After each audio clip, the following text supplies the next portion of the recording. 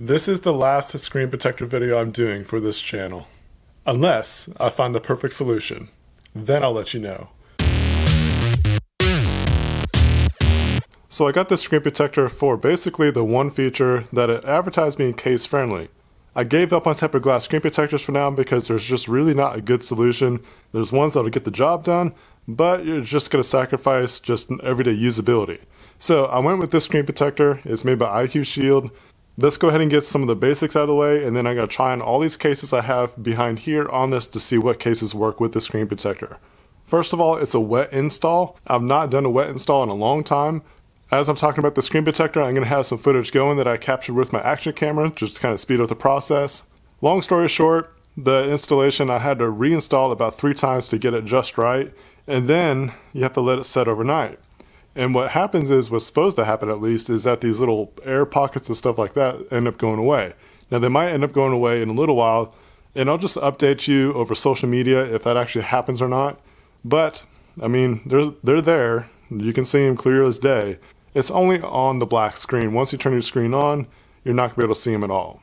While it sucks seeing it there, when the screen is off, I can just deal. I'm not going to pitch a fit over it because it's protecting my screen and that's what I need. As we take a closer look, you can see it doesn't go all the way down to the very edge of the screen, and that's so that way it can help with the case-friendly kind of feature.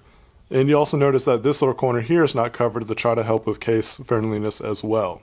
I ended up getting it to line up pretty well with the home button and also the buttons here at the top. It don't look good when the screen's off, that's for sure, but like I said, when you turn the screen on, you can't really even see this kind of stuff. So as you can see there, you're not going to be able to see it. You still got really good responsiveness with this screen protector, and I'm not going to complain about it. It feels really good. It's really nice and soft to the touch. It has like this soft plastic feel, but it's not cheap feeling. Just to go over a couple of the grievances I have about this is one, the wet install. It just didn't go as well as I wanted it to go. I had to reapply it about 3 times, and the third time I was able to line it up. Everything started sticking where it needed to stick. The hard part though is I had to use this heat gun to apply a little bit of heat on the sides here so that way the screen protector would mold over to the edges.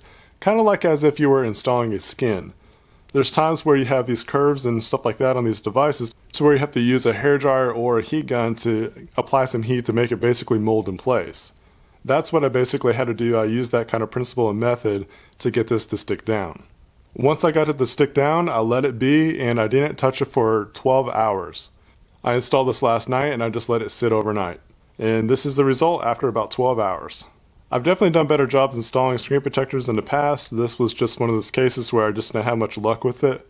Where I went wrong is I believe I didn't squeegee enough of the liquid out. I thought I got it all, but I also didn't want to misalign this kind of stuff because it was just kind of difficult to get it lined up and to stay still while you're squeegeeing out the water or the liquid. That gives you an idea what the installation process was like and the final result after using it for 12 hours. Now it's time to go ahead and put some cases on this to see how case friendly this thing really is. This is the Sadio Surface case. I'll leave a link down below to all these cases in the video description.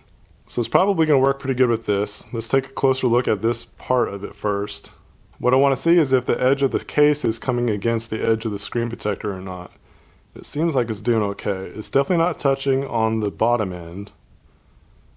And it's not touching on the top end either. And definitely not on the corners. Once I put this on, it'll be tighter. So if it's going to press against anything, it's going to do it now. Alright, it seems like it's doing okay.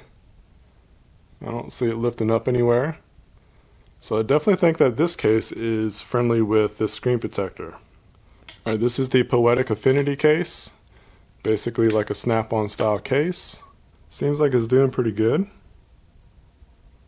It's not coming in contact with the edges. This is the OtterBox commuter case.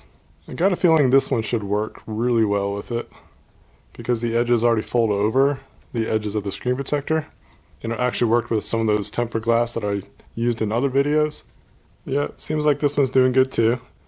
I got a feeling that this is going to work with pretty much any kind of case. Next up we have an OtterBox Symmetry case.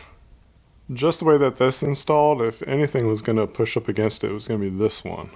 But it seemed like it did really well. It's not pushing up against the edges at all. Next up is this FYY case. This is just a standard TPU case. This is probably my least favorite case that I've received. mainly because the buttons really suck to push. But yeah, it's not pressing up against it at all. Last but not least, we got this UAG case. And it's doing its job as well. So as far as being case friendly, this screen protector definitely does the job. Something I want to point out is how much fingerprints are left behind on it. Now let me tell you this though, let me give some background information. Pretty much just got done eating some dinner. I didn't wash my hands after the fact, so probably got a little bit of residue from just eating dinner. But that's everyday use, right? And yes, I wash my hands on a regular basis.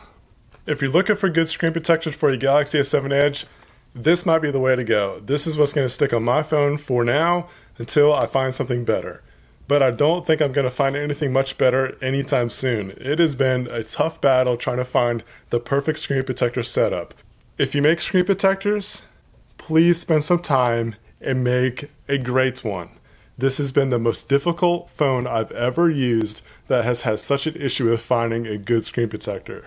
People like myself really appreciate it and really want that kind of stuff. So if you're listening, please make a good one. Thank you. Now that I got that off my chest, what's your thoughts, guys? Have you guys found a good solution for a screen protector? Let me know down in the comments and leave a link so that way everybody else can know where to go. And if it's a really good one, if it's a perfect one, I'll put it on my channel, but I am done adding screen protector videos to this channel. I've put too much on there already. I appreciate you guys watching this video. If you liked it, hit a thumbs up. Also subscribe so you don't miss any more Galaxy S7 Edge videos. And until then, stay techie.